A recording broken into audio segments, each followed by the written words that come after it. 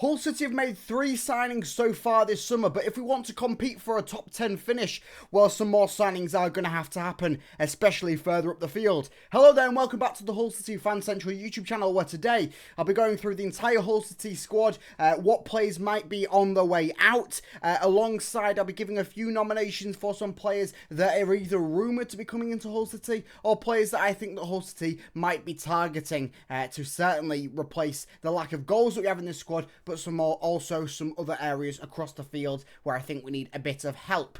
So first of all, before we go into that, we do have some news, as we always like to update you on the latest breaking news surrounding Hull City, and that being Valencia have made contact with Hull City for midfielder Steven Alzate ahead of a potential move. Apparently Sheffield United are also interested. I mean, that one's got a little bit of an extra information because Sheffield United are also currently managed by former City boss Ruben Sayers, who of course had the opportunity to work with Steven Alzate last season. So certainly one to keep an eye on there. Valencia and Sheffield United both interested in reported moves for him. Of course, Steven Alzate, a good player, certainly not someone that I'd want to see go, but remember, we've got him in on a free transfer, so anything that we do sell him on for would be completely profit. So if we just go profit, there we are. And of course, we have had a midfielder replace him already this summer, as well, we've had 3 signings so far this summer. We've had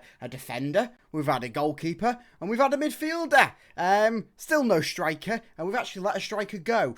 So that's all fun and games. But let's go through the Hull City squad, and as we go through, of course, I'll say my nominations for who I think could be joining and who I think could be leaving. So goalkeeper-wise, we've got currently 4 goalkeepers on the books at Hull City. Technically 5, of course. Timothy Lotu-Tale, it has gone out on loan to Doncaster Rovers for the entirety of this next season, so unlikely that he'll be playing any part for Hull City next season, unless something completely goes atrociously wrong. But of course, Ivor Panda, the #1 keeper, has been some rumours around him getting a move away from the MKM Stadium. For me personally, do not make it happen. Keep this man under lock and key, under all circumstances, and of course, unless he wants to jump away and jump ship. But Ivor Panda has been... he was the shining light of last season. 3-time Player of the Year nomination last season. Award winner, not just nomination, award winner. Got 3 awards for it last season, and he was fantastic from pretty much minute 1. There, week in, week out, was the saving grace of last season. Of course, we've got Anthony Rashioppi, who most likely will get a move on this summer, let's be honest. Rashioppi did, of course, go out on loan the second half of last season, where he played quite a few games. I think that he got... I think he got some like playoff or cup win with the side that he went out on loan with. I believe I saw that. So Rashioppi may be going back out there on a permanent deal, another loan. We'll see on that one. But I don't think that he will be sticking around as Hull City's possible 2nd or 3rd choice keeper, of course, because we have signed Dylan Phillips, who is most likely going to be the backup keeper, championship proven, played a decent chunk of games around this level, so I reckon that he'll be the #2. Rashioppi will get moved on. And then for Harvey Cartwright, well, it'll probably be a similar situation as has been for quite an extensive period of time for Harvey Cartwright, where he'll probably get moved out to a League 1, League 2 side, and either struggle to get game time or get game time and not be really favoured so much. So hopefully Harvey Cartwright can get the loan move that he needs to really prove himself, not only for Hull City but to other sides where maybe there could be a sell-on factor or something. But wishing the best for Harvey Cartwright. So for goalkeeper situation, I'm saying we'll leave it as is. Of course, if a freak transfer does get made and Panda does move away, of course you do need a new #1 keeper, as I don't want Dylan Phillips, Anthony Rashioppi or even Harvey Cartwright as City's #1 for the entirety of the next campaign. So a new #1 would have to be made. But of course, goalkeepers don't fetch a high value of price. I mean, I saw something on Twitter the other day, and the top 5 most expensively sold keepers from the Championship, and yeah, there was I think Pickford was the most expensive. and then yeah, going down the ranks, it was dropping off. I think number 5th was like 8 million, which I mean, that was for Muric. So yeah, not going to get too much from him as keepers are considering. So let's move on to defence-wise, and there's maybe a few areas that need to be improved here. Let's not forget, fullback has been a big issue this past season, and with the rumours and speculation already mounting around Matty Jacobs and Hull City surfacing offers from different clubs around a loan or a permanent move away for him this upcoming season, well, we can pretty much chalk him off the cards already. So it means that theoretically, left-back-wise, we have Ryan Giles to play with, and of course we know that Ryan Giles went out on loan last season, second half last season, to Middlesbrough, so there is a possibility, well, a high possibility that he won't be playing for Hull City next season, whether that's because he doesn't want to. Of course, the fans were getting quite upset with him, and as on throughout the season went on, of course he was really wanting to go back to Middlesbrough, it seemed, go back to his club. So we'll see there. Of course, he didn't perform too well at Middlesbrough, so maybe there might not be a high value price point at him at the moment, and he could be sticking around until he can fetch up a bit of a higher value in January. We'll wait and see, but I don't think Ryan Giles would be the option to be taking that left back spot. Of course, we know Louis Carroll and Cody Drammer, they've both played roles at left back this past season. Sean McLaughlin did it for the most part. I think that certainly in that second half of the season, he got the most minutes at left back, and was he did quite well there. Yeah, there's a few games where you saw a few slips, but you're expecting a centre back to learn a brand new position mid-season. You're going to expect some slip-ups. But he didn't do too badly, and Hull City stayed up as a result of it, as I'm sure as a result of some of his plays that he made. So left back wise, yeah, we probably do need to bring in a left back. And left back wise, we've had a few ones that have already been rumoured. We've gone through Lewis OP, of course, the German left back, who a few teams are targeting him at the moment. I believe that Norwich and Birmingham City are both after him. And a good thing about Lewis OP is he's not that expensive. His on Transfer Market, the website where you get all the transfer market news, well, his estimated value is currently at 600,000 euros. So that's not too much. Of course, he would be coming to England, and of course that fetches a bit of a higher price point. So I have seen a few numbers getting thrown on, especially from the Birmingham City camp, in the region of 1 million. Of course, we're in a bit of a bidding war. It might get a bit higher, but around 1 million for a left back that can do a decent job. He's only 23 years old as well, so quite young in the whole grand scheme of things. A solid left back, has done okay this past season. Grabbing a few goals and a few assists in the process as well. So certainly not a bad player to have at left back. And a good option, a cheap value price point for Hull City. Another one being Callum O'Dowda. Of course, O'Dowda, he has played in the Championship, of course, with Cardiff City. This past season, he played 42 matches, grabbing 2 goals and 3 assists in the process for Cardiff City. Of course, a bit more of an experienced player. Of course, will be a bit more of a pricier player to pick up for Hull City, as he's 30 years old and one of the key players for one of the key revolving attributes around Cardiff City's squad. A midfielder, but also can play left back. He can also play left wing. He's one of them versatile players down that left hand side.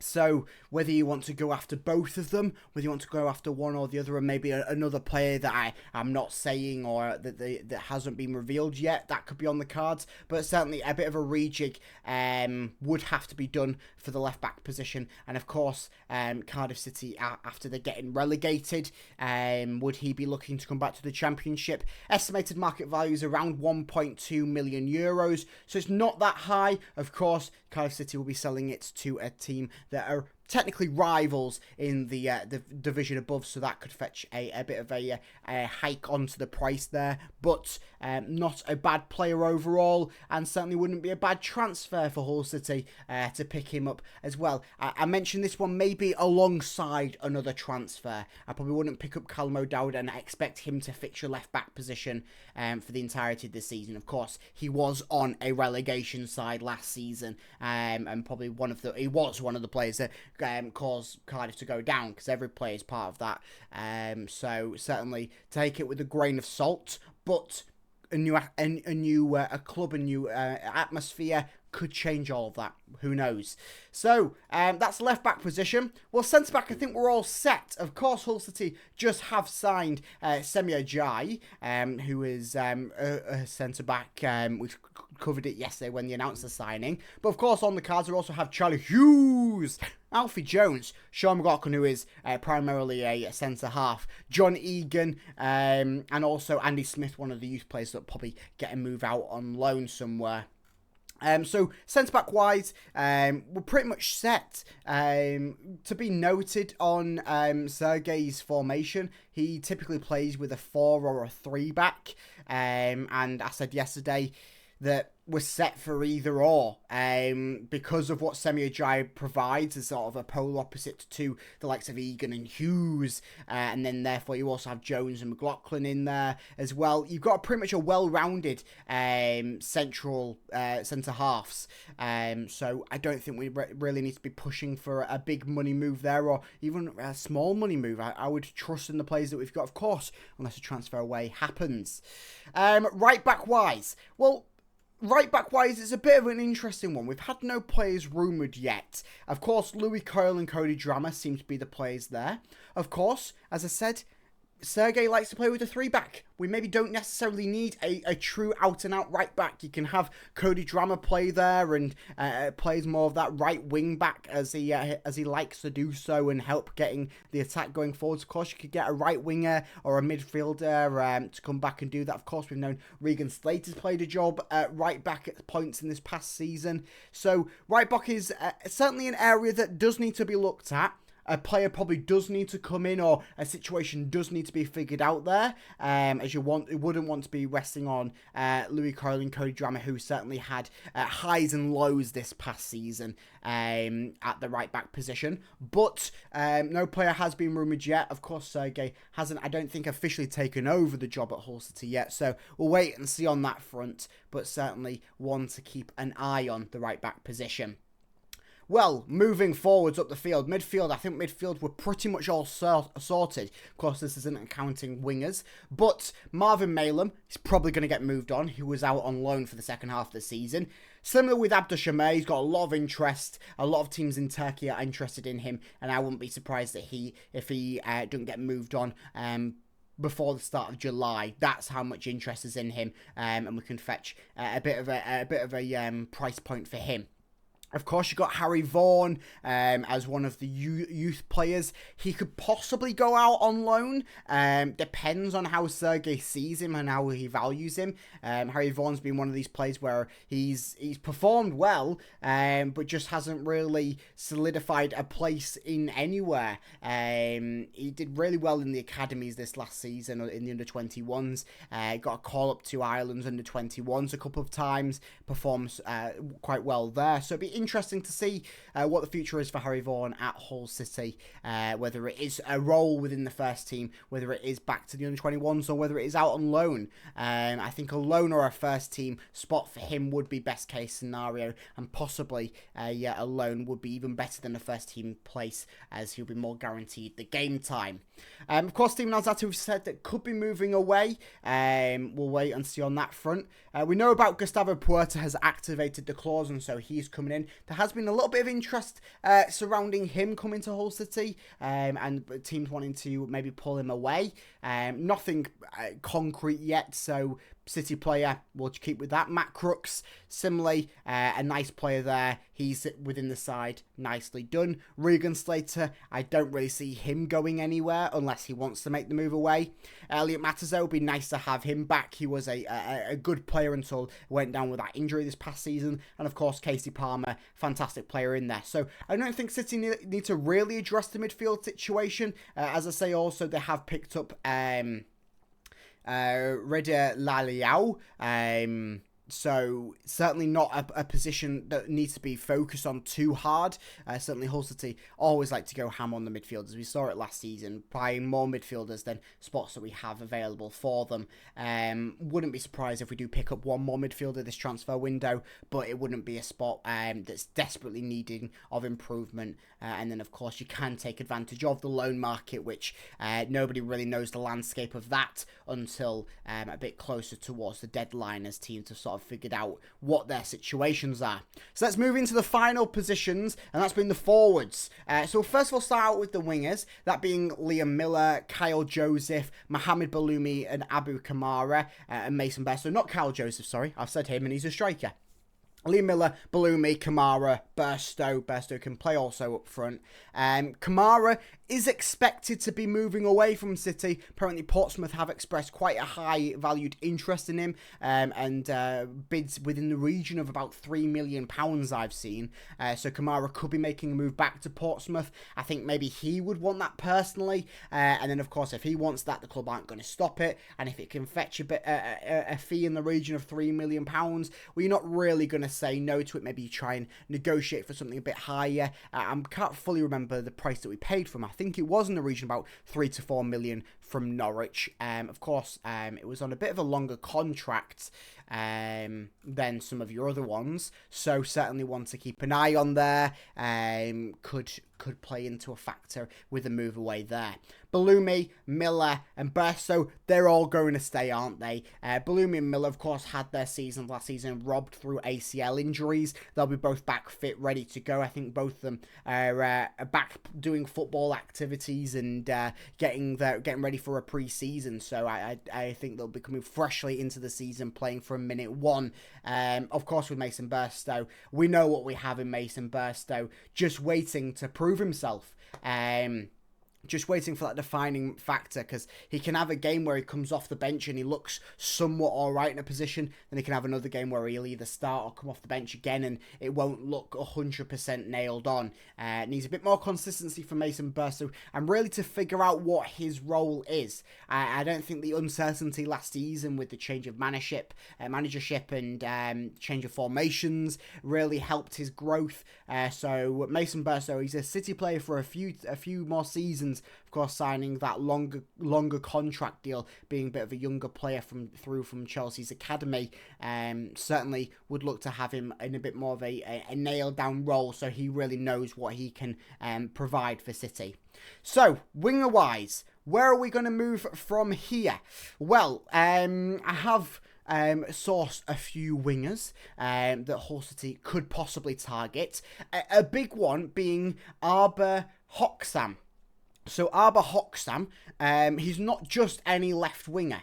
Of course, he can fill out on the right as well, which would be good to replace Abu Kamara that could possibly leave. But he's also played under Sergei before and been signed under Sergei before. He was at at Dynamo Zagreb. I think he's either left there or he's still there.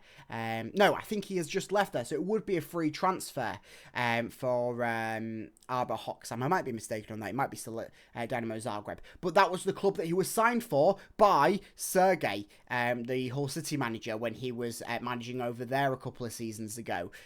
He was signed by him. So, of course, there is a prior there. Maybe that could play into a factor in Arba Hawkam coming over to City. There has been some interest as well in him. Some reports surfacing saying that he could be making a move to City, as Sergei has sort of not alluded to. Of course, we haven't heard it fully officially from Sergei, but there has been some rumours that he could be coming over to City. Of course, that link sort of helps solidify them rumours. So, some other players that could be coming over. Well, Adil Bulubina, I've probably butchered that one. I'm very, very sorry. But he is another player that could be coming over, and he's got a bit of an agent working for him in the Hull City ranks. Another left winger again, but he is very, very close friends with Mohamed Baloumi, and Baloumi has reportedly been making contact between both Hull City and Adil in order to try and facilitate this move to get him over to the MKM Stadium. He had a fantastic season last season in the Algerian First Division, scoring 20 goals in 26 matches, which is quite something to do, especially from the wing, a left winger in that, and not overly expensive for a player that produced 20 goals last season. Reported transfer market value is around €2 million, so that's not too bad. Of course, that was reported in January, so that could hike up a bit more, considering that his full season has ended, but we'll wait and see. He seems like a very, very surefire player to come into this City squad. Whether he can make the switch from Algerian football to English football and still grab the goals, who knows, but certainly a player to keep an eye on. So shall we go into the striker position, because as I said, Hull City only have one striker on the cards, and that being Kyle Joseph. We saw Kyle Joseph last season, of course, coming in after the January transfer window, made quite a few appearances, and didn't really seem to get fully going in the form that we saw him have for Blackpool in League One. So who else can we pair alongside Kyle Joseph? Because he is here to stay. He's not going anywhere, but I feel that he is certainly a striker that I think benefits from having a player off him, or another striker to work with. We saw last season that the best moments from Kyle Joseph was when he was working off João Pedro, or where he was that one game where he started the game and then he came off, and then João Pedro came on, and the defence were all tired because Kyle Joseph had just worn them all down. That was quite nice. So who can we partner alongside him? Well, I've got for you 3 candidates. So one of them that is heavily rumoured and probably will make the switch to Hull City, and I mean, it's just a matter of time before the contract gets signed, and that being Ollie McBurney. Of course, Ollie McBurney, known for playing at Sheffield United, has been rumoured to be on Hull City's cards for a few seasons now, and this past season he went into the La Liga playing for Las Palmas. Of course, only 3 goals, 6 assists in 34 matches, but of course it's not a prevalent goal scorer that you're going to maybe look for. He has consistently grabbed goals. He has consistently done it. And maybe whether you look for him to be that sort of quick goal off the bench, or someone to partner off Kyle Joseph, to have a sort of a bit more of a playmaking assist maker. Who knows? Ollie McBurney does seem like a surefire move to the MKM Stadium. I think it's the 3rd season now where his name has been floated around in some sort of big capacity behind the scenes at Hull City, and as I say, I won't be surprised if Ollie McBurney is announced as a Hull City player within the next couple of weeks. A young player who we have announced on the channel that Hull City are on the search for, and that being Uchenna Ogundu. So he it's quite a young player, 19 years old. That's quite young, and he's also played 19 matches this past season. In the 19 matches, grabbing 6 goals. The big thing about him is he is labelled to be this next big thing out of Nigerian football.